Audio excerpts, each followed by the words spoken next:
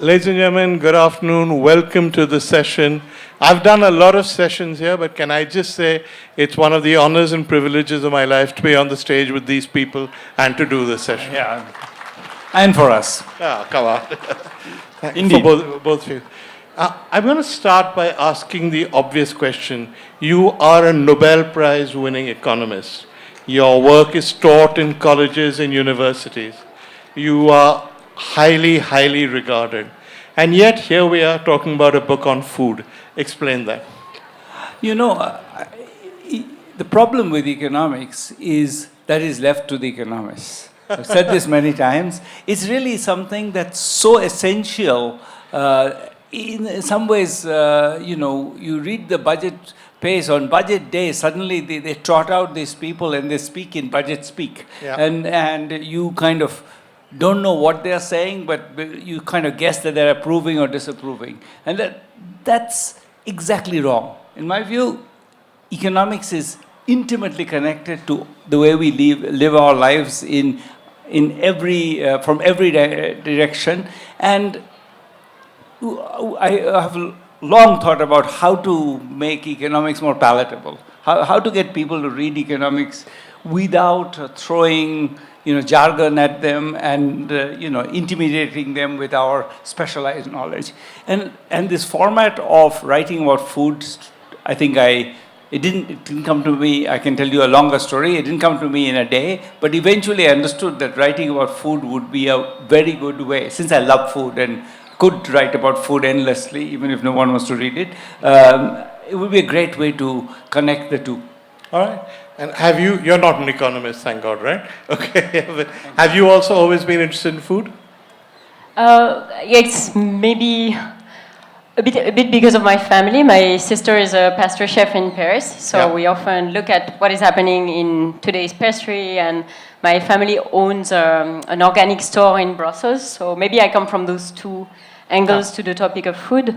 But I would say, as an illustrator, the main thing you have to do is to first know about the topic you're going to treat. So whether it's economics or it's of food, I guess there is a fair amount of research and just interest, reading, eating, that goes even before drawing the first sketch. But you're much more than just the illustrator for the books. Abhijit was telling me that you conceive of the columns together, that after he writes them, he shows them to you, and frequently you ask for changes and say this is not accessible to the general reader, or this doesn't make sense. That's true, is it?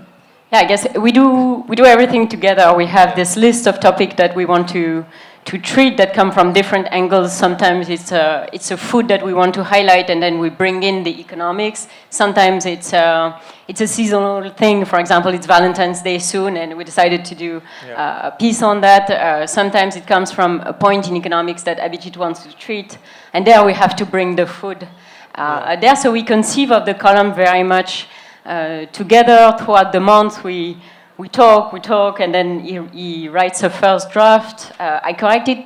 I basically make sure that it's a story, that there is enough content, but not too much to scare the reader, that there is enough food, because sometimes the topic of food completely goes away. Yeah. So it's a bit, I'm keeping track of this balance, and right now I know very well Abhijit's style of writing, so I make sure that is correct as well. Yes, but thanks to you, non-economists like me can enjoy the column so far, because there's some very difficult concepts in the columns, and he makes them so accessible. No? Well, that's. I think you're giving me too much credit. Oh, come on. I think I'm not saying the pieces don't make them clear, but I'm saying that sometimes it's when I take my first cut at it, I would say half the pieces I write, Cheyenne says, okay, well, you can change these 3 words here. Half the columns, she'll say, I don't understand what you're talking about. And she plays the role, even though I think she's actually pretty sophisticated, of being the naive reader who doesn't understand any economics. And so at that point, I say, okay, well, then I have to go back. And often I rewrite it from scratch. So it is some amount of careful, these reactions and reacting to the reactions that gets it there. But when you talk about these columns, before that, presumably there is an idea. So can you give me an example of a column you did and how you got the idea? So I'll talk about a column that hasn't come out. Yes. It's going to. So just to make the connection, the book Chhaunk constitutes 24 columns that we wrote between November 2022 and October 2024. And since then, we keep writing once a month in Times of India. So we wanted to, connect to Valentine's Day. Okay. And Valentine's Day is sort of celebrated in India, but it's celebrated in this very odd setting where, even when the dominant even in big cities, even among young middle-class people, way of getting married is an arranged marriage, right, where 65% of the time you haven't met the guy till you get married. So that being the case, the Valentine's Day has an odd status in that. So it inspired us to talk about arranged marriage, and it's not actually a critique of arranged marriage at all. It's just a way of explaining it.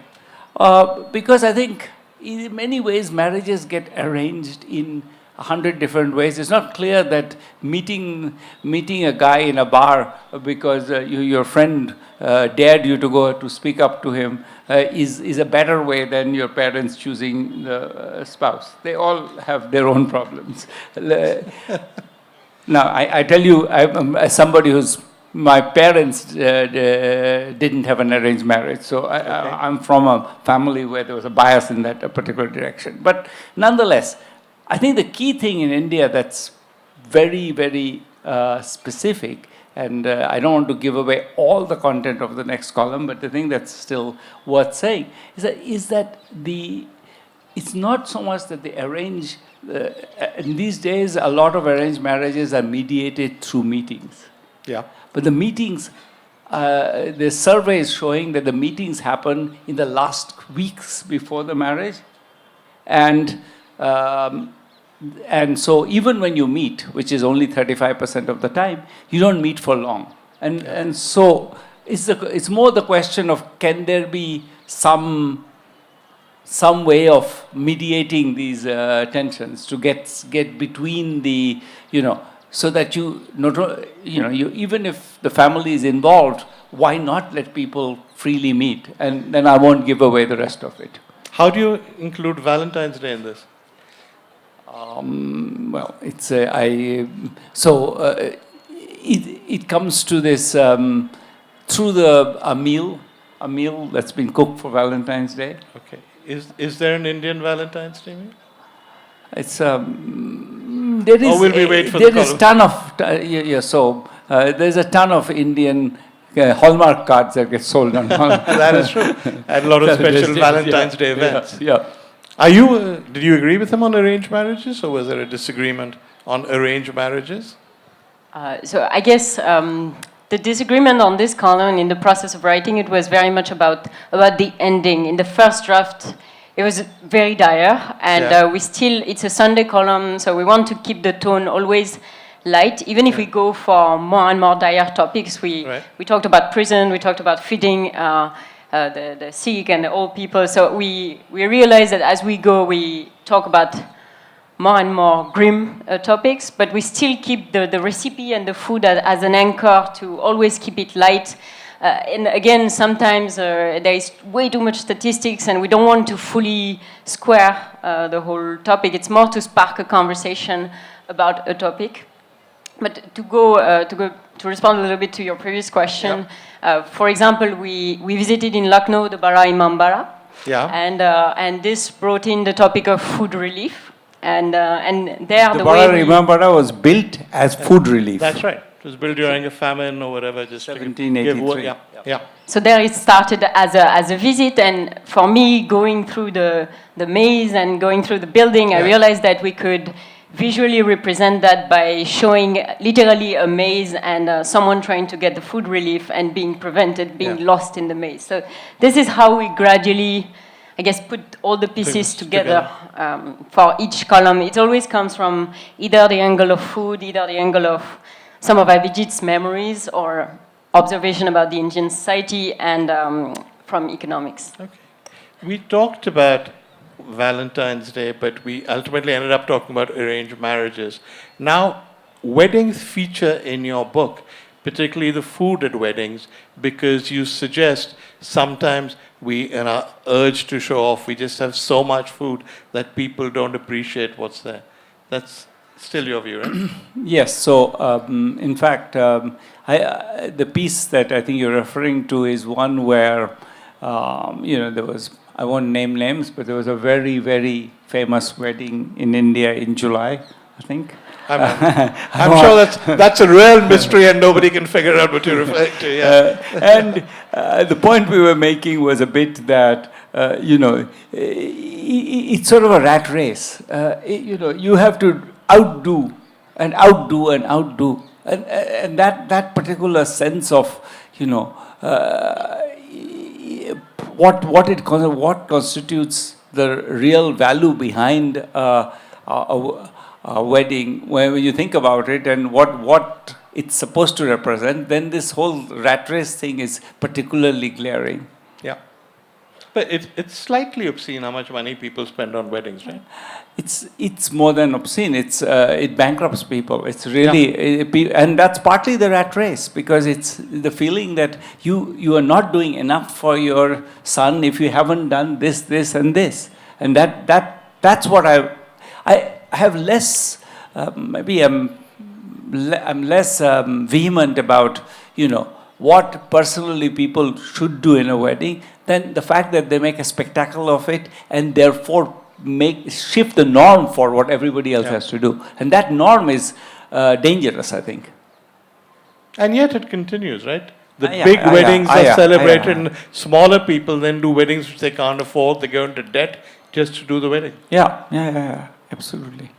I guess a way in which you can see it in a piece is that a lot of the drawings are actually done by Abhijit in a certain way, because not being Indian, I don't have, and the columns are very much set in India, so I will often ask him to insert some objects, some clothes that people are wearing, some scenes, and I guess for this particular column, you have to see the illustrations as embedding or as echoing very much the text. And in this particular column, you see a couple that is struggling to cut a cake that is higher and higher, and that they can't even, and that resembles a certain building as well.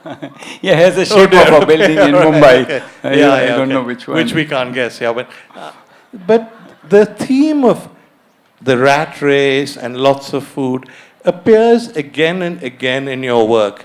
You talk about America, where you say everything can grow in some part of the American continent, and yet instead of concentrating on those ingredients and making the most of them, they'll take chili con carne, put beans in it, put nachos on it, put cheese on it. They just pile bad cheese or industrial cheese on it. They just focus on piling things on. And you suggest that that's one of the consequences of plenty of wealth. Is that fair? Yes. So I think the American story, I'm reasonably convinced of my interpretation, though I can't say that you can never prove such things. I think what's interesting about America is when people came to America from Europe, they were struck by, and they write letters, and I quote the letters, saying, everybody here can have meat every day. Yeah. That was the excitement. In Europe, poor people had bones, gristle, tendons. They never had real meat. And on every day you could have, and I think that sense of what defines plenty is that in some sense Europe, like India, like China, had evolved a culture of cooking which was very mindful of the ingredients. Why? Because you didn't have anything. You really had to use things strategically. In Bengal we use little fish to flavor vegetables, and in Maharashtra as well. And that idea that you use strategically little pieces of fish or some cheese in Italy, but really everything else is the cheapest possible thing. And that, starting from there, the sense that you could just go and have 32 ounce steak. 32 ounce is a kilo, roughly. Yeah. A 1 kilo steak. Just the sense that there is therefore no limits. And I think that generated American cuisine, so to speak. I think what that's saying, importantly, is that a lot of great cuisine comes out of constraints, out of thinking about how can you make something out of very little. And I think one great thing about Indian food is that there's so many delicious things made out of the most everyday ingredients. You know? And that's I think one of the delights of Indian cooking. Let me go back to that thing about America. How many people in the audience have ordered or eaten a pizza at a restaurant in the last 2 months, 3 months? 40%? All right. And the chances are this is a Domino's Pizza Hut style pizza, an American type pizza, correct? Yes, all right. Oh, all right. You have your own views about how these pizzas are made compared to the pizzas of Naples, right? Yeah, so I think, but to be honest, Domino's actually dominates. The worst pizza in America are what are called Chicago deep dish pizzas. Yeah, They're like, but that's a region. That's not it's a region, but it's a kind of pizza where you can go swimming in the cheese. It's like a sort of a layer of, I don't know. Basically, for people who haven't had it, it's essentially like a pie, which is pie with about an inch of melted industrial tasteless cheese. Industrial cheese. So I think even and what's remarkable about pizza in Naples is that you mostly taste the bread. Yeah. Almost nothing else. The different way they char the bread so that it is a little bit smoky, little bit blackened some places. That taste of the bread, often with just arugula and olive oil and a sprinkling of cheese, a tiny bit of just. And the brilliance of that. That's sort of, I think that's a very good illustration actually, Vir, of what I was trying to say, that the brilliance of Italian cooking is not, putting truffles on cream. It's using arugula, which is just a leaf that grows wild, and a little bit of a sprinkling of Romano cheese to generate something incredibly delicious. That's the brilliance to me. Your family is from the Basque country. So is the cooking there similar to this, simple? Or is there also the cuisine of plenty?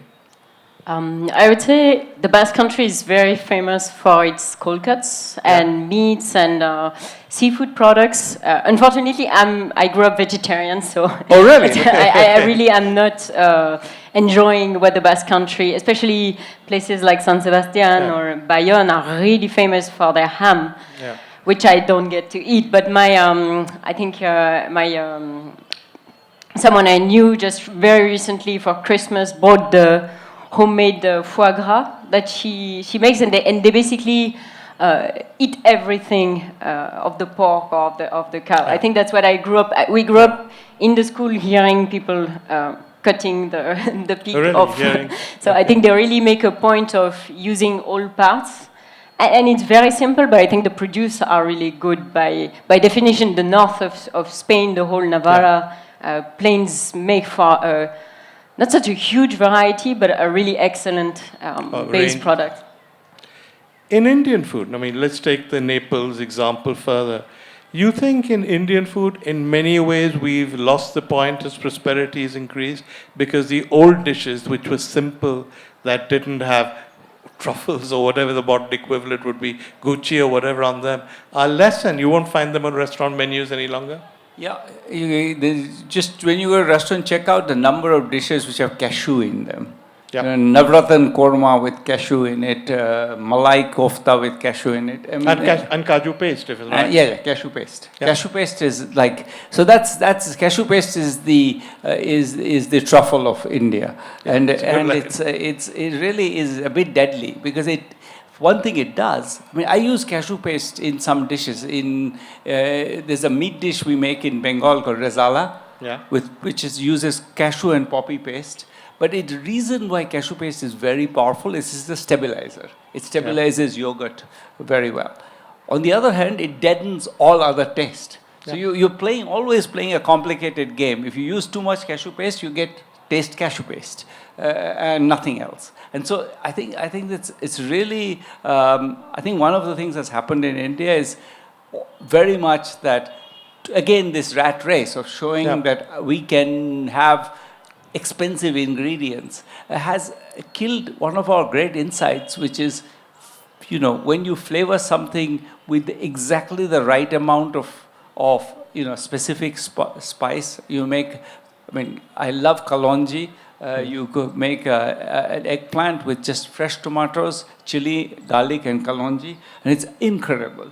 And if you put cashew paste in it, it'll be completely tasteless. And I think that particular move towards using, ingredients that don't have a thought behind it. Why are you using it? What is it doing? It's not, cashew paste is useful if you need to stabilize yogurt.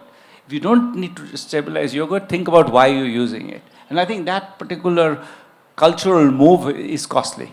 But also, I've spoken to chefs about, because at catering college, when they enter, they're given a book and a jar of kaju paste, because that's their basic ingredient. And they say that if we don't make it with kaju paste, तो घर पे ही बना सकता है. What is there? What is so special about it? The sense that our own cuisine, our cuisine at our homes, is something to be proud of, sadly has not been transferred to people who cook at restaurants. No, it's worse than that. There were dishes that I grew up with, which are almost impossible to find. Such as? So I give you an example. In Bengal, we have something called man bata. Okay. Man bata is a tuber. You grate the tuber, and it has a particular way of grating it, because otherwise it tends to irritate your throat. And then you mix it with mustard or mustard coconut paste, and some green chilies and some mustard oil, and it's heaven. But it's something that, because it's made from a low-grade tuber, which is not, it's the Bangla word is kochu. Kochu is kind of an insulting word in Bangla as well. So, people think this is not what, if we can afford something better, why would we not eat it? But in that way, we've forgotten so many ingredients that I think are constitutive of Bengali cuisine at some point. The various greens that grow next to the pond, which nobody knows the names of, but you pull them up and you cook them with a tiny bit of shrimp, and they're incredibly delicious. That kind of cuisine, which is very mindful of how to treat each ingredient, is lost as a result. Yeah. A question. How many of you in the last few months have had fruit cake of any kind? It was Christmas. Quite a lot, okay. And how many of you have had in the last year those Glaxo's biscuits, Gluco biscuits, Parle-G, those biscuits? All right. A lot, okay. You have some interesting statistics in your book on that, right? Yes. Tell us. I'm going to get them wrong, but I think the cake business plus the almost very bland biscuit business, let me call it, Parle-G, Marie, etc., that's more than $1 billion together. Billion? Okay. These are very big businesses, and we are eating a lot of cake in India. I didn't know that. How much cake are we actually eating?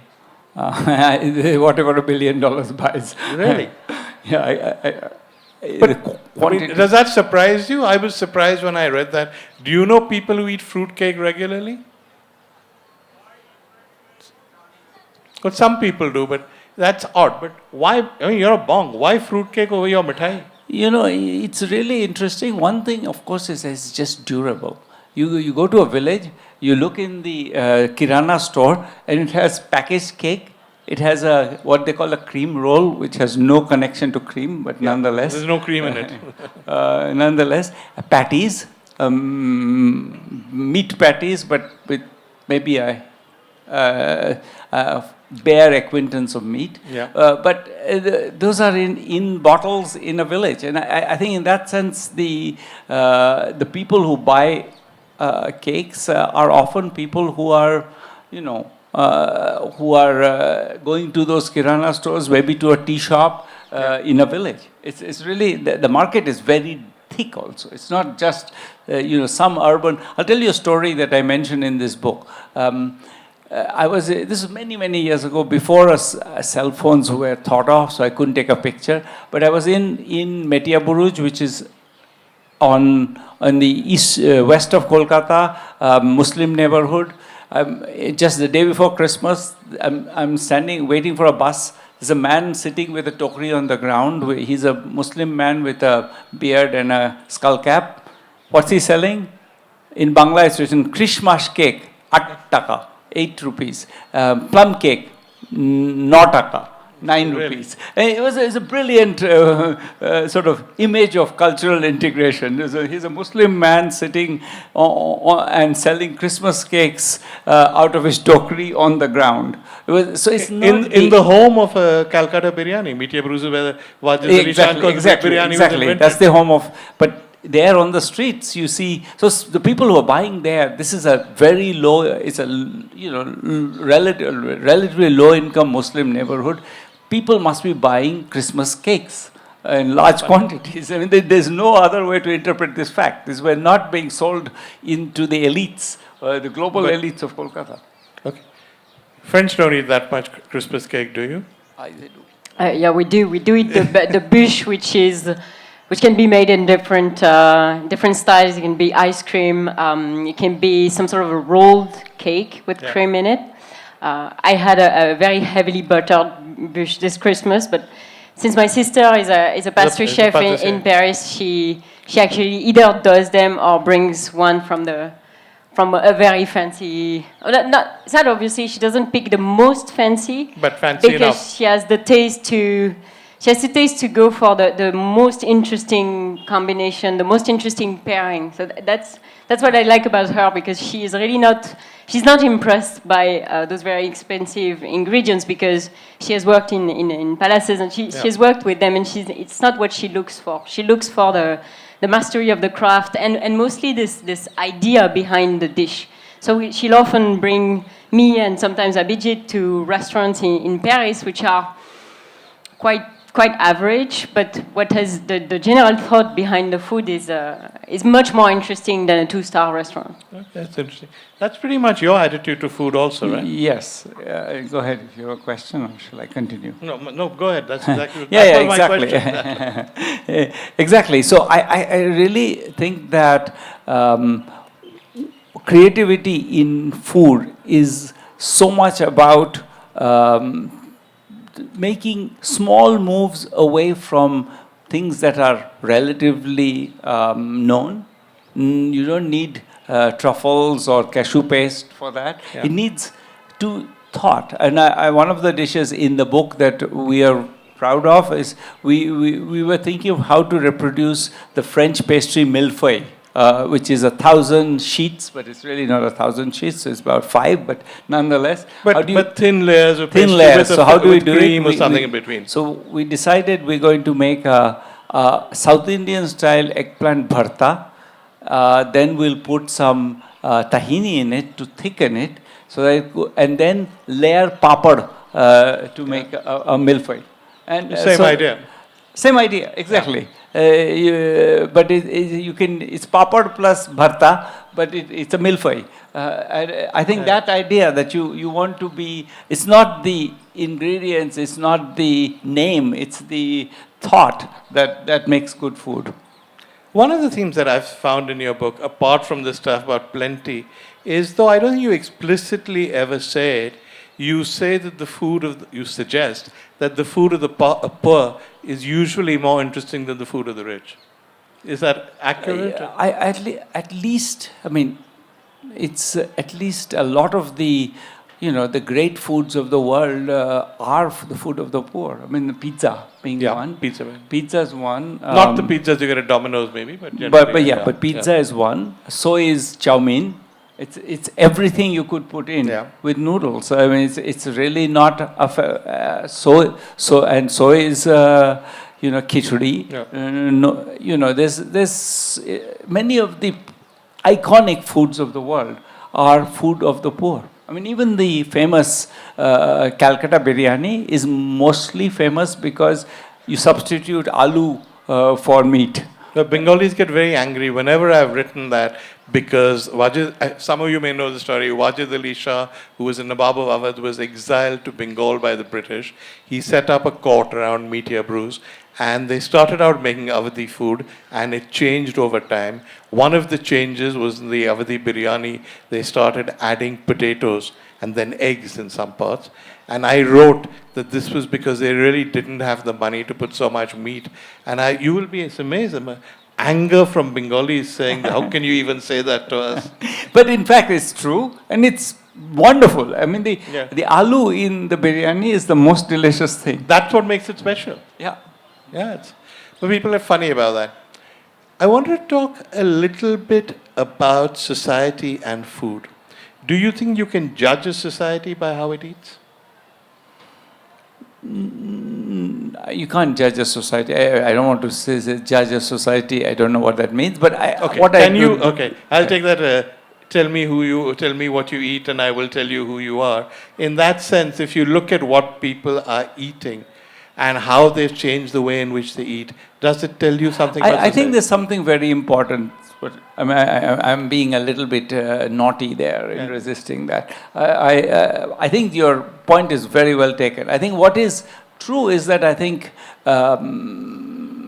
eating is one of the things that, at one level, it's one of the easiest ways to be a little bit creative and generate a little bit of something special in lives, which is often very difficult. I mean, there's money constraints and every other constraint in people's lives. There's no time. So it's one of the few things that you can do with if you thought you're going to set out and do a piece of great art that takes both time and training, cooking is something that is relatively accessible. So in that sense, it's something that all of us can appropriate.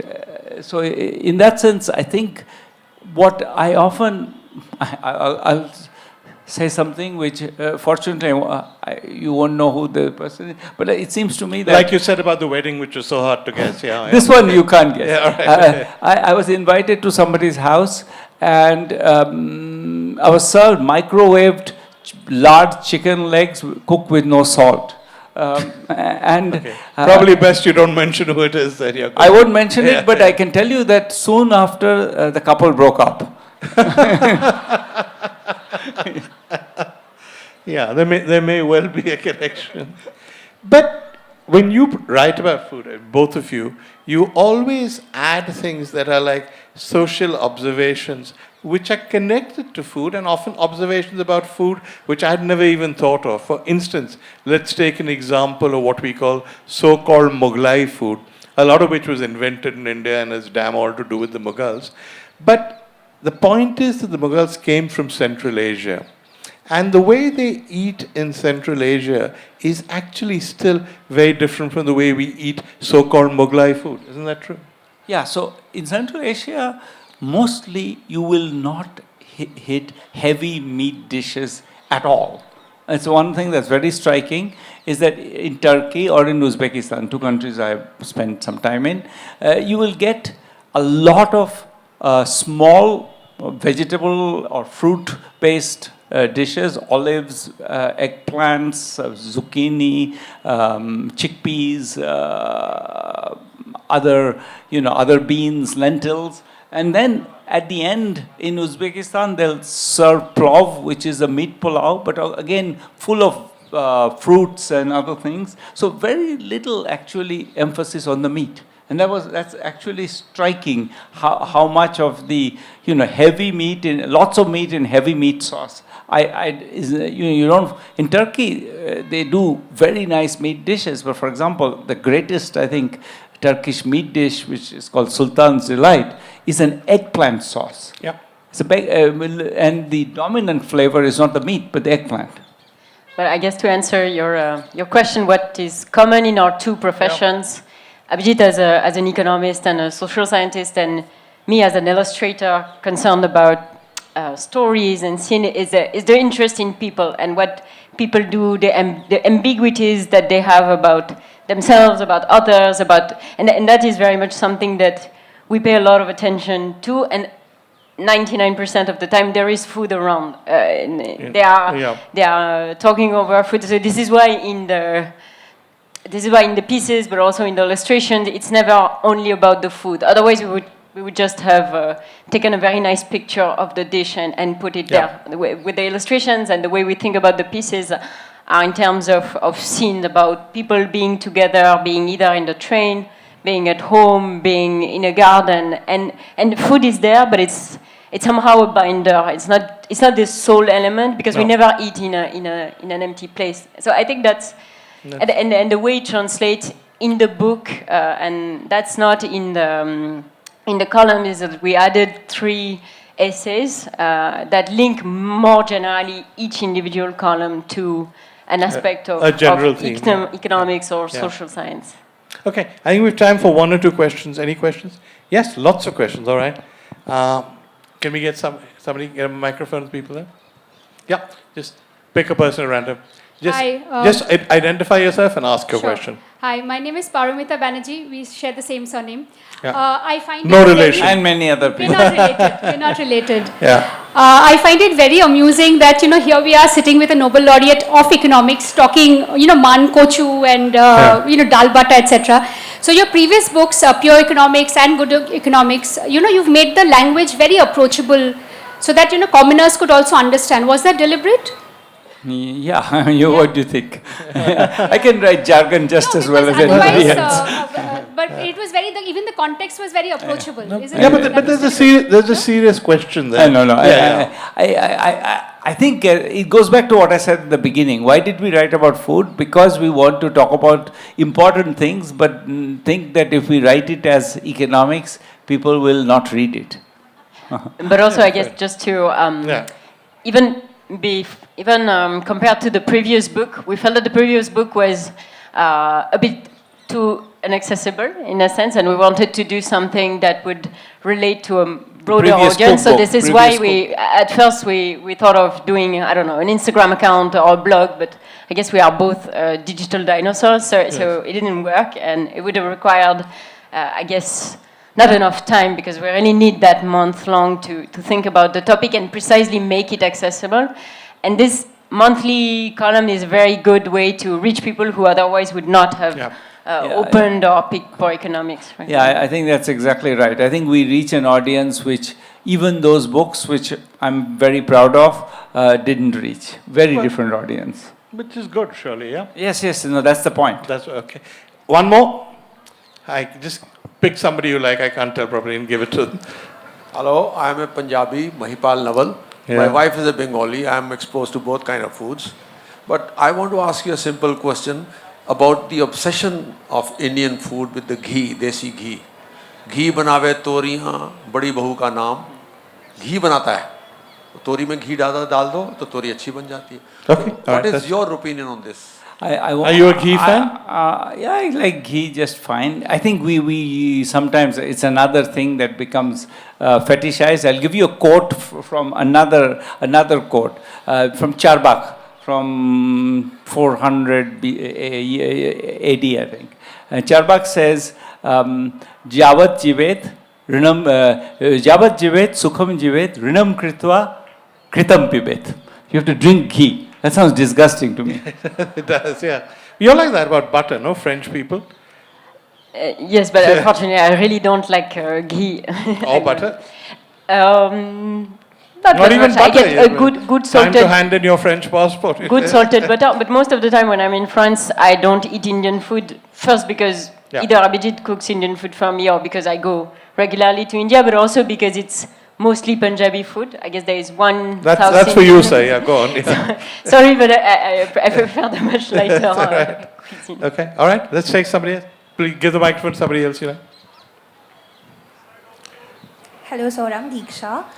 So I pursued economics back then, My question is that how is food connected with health? So, firstly, I'm so glad that I came to this session and I actually thought of that food is economics. So, you can think about foodonomics. But food is connected to health, and you have already written about poverty. So, what do you think that the globalization has impacted the localized food system of India? And India is a very sustainable country with a culture of sustainability where we are eating moringa. So, let me just wrap it up with this line. You'll have to like speed it up. I got Yeah. it, I think. I think we've Just got there. one Unless point it's I the want to second add. part of the question, yeah. So moringa is a plant that will give you protein, that will give you iron, it will detoxify your body, and it is so sustainable that every part of it you can consume. But because of the globalization, it has impacted, and the economy that it has channelized. So what are your takes on that? Okay, quick answer. A good question. I think that it's in some ways is worse than that. I think you're right that we are. I think the worst thing, in my opinion, is not just that we don't necessarily eat what's sustainable. It's also that we within our own produce, for example, in rice, we move towards basmati. I was going to give you that example. Basmati is a water guzzler. It doesn't. It's actually less flavorful than whole bunch of rices from all over India. We've even within our sort of national spectrum, we've moved in a particular direction. Yeah, it's actually quite sad that if you say Govindabhog, even to foodies, they don't know what you're talking about. Yeah, and now actually I'll advertise something. Because it has nothing to do with it. There's a shop called Amar Khamar, which also sells and they have 50 kinds of rice. Where is this? The shop is in Kolkata, but you can go, they sell online, and they have 50 kinds of rice. What's it called? Amar Khamar. Oh, I'll check it out. Okay. Go ahead. Hi, Professor Banerjee. I'm Neil Banerjee. My question is mostly around... There's a lot of Banerjees in this audience. Only Banerjees in this audience, yeah? Too many foodies who become Banerjees later. Yeah. So my question is mostly around the West. So the new budget saw makhanas being incentivized, some factory being put up. So is the West still influencing what we make as the exotic, what we make as the more profitable, what we make as the most accepted, as far as Indian produce is concerned? Surely. I think we're going to. I hope we win the battle one makhana at a time, but it's going to take a while. Yeah. Okay, we'll do one more. You choose, yeah.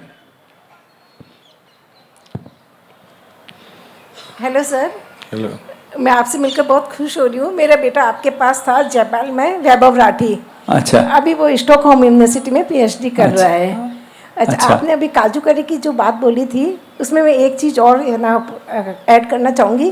काजू करी के अंदर अपन nutmeg का थोड़ा सा powder डालते हैं तो टेस्ट बहुत एनहेंस होता है. मैं ये आपको बताना चाहूँगा. वो तो हो ही सकता है, लेकिन काजू नहीं देने से और ज़्यादा शायद हो सकता है. Yeah, okay. All right, last one. You choose somebody. There's somebody on that side who, what, gentleman standing? Yeah, maybe. Okay, doesn't matter. Well, hello. So I just say that this woman emancipation is there. So if they are basically wheat eaters and rice eaters in India. Rice you can cook and eat at any time.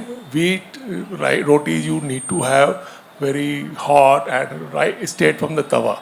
So is because of more roti eating in North India and West India, the women are less in economic field and work field because they are more in the kitchen, and the rice eater in the West, Southern India and the Eastern India. It's an interesting perspective. Yeah, interesting. Can I say one thing, which is that more maybe a stronger correlation is that women are much more useful in rice cultivation than in wheat cultivation, because in rice cultivation you have to transplant and women transplant. Okay.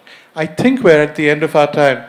Is there's somebody, the gentleman has been standing there for so long. Please let's give him a microphone. Yeah, that gentleman there. And we'll end with that question. The one who's... Hello. Not I'm Noel. My question's for Abhijit. Okay, quick. Abhijit, Yeah, quick, let me start. Give me 5 seconds. My question is to Abhijit. Abhijit, you talked about arranged marriages and love marriages. I don't know whether you support it or not, but I don't support it. I want to share a little anecdote about what you just said. Is there a question in that? Yes, the question. I'm coming to the question. Give me 5 seconds, yaar, Vir. So jaldi kar yaar, chal, go. एक लड़का था, वो बड़ा confuse था कि शादी arranged करूं या लव मैरिज करूं, तो वो बहुत परेशान सा हो रहा था. तो एज यूजुअल फिर कहाँ जाता है परेशान आदमी? बाबा के पास गया. तो बाबा से पूछा, बाबा ये फर्क बताओ कि अरेंज मैरिज और लव मैरिज में फर्क क्या है? Now you listen to the classic reply of the baba. He says, बेटा अरेंज मैरिज वो है जहां बिका हुआ माल वापस नहीं होता, एंड लव मैरिज पहले इस्तेमाल करें फिर विश्वास करें.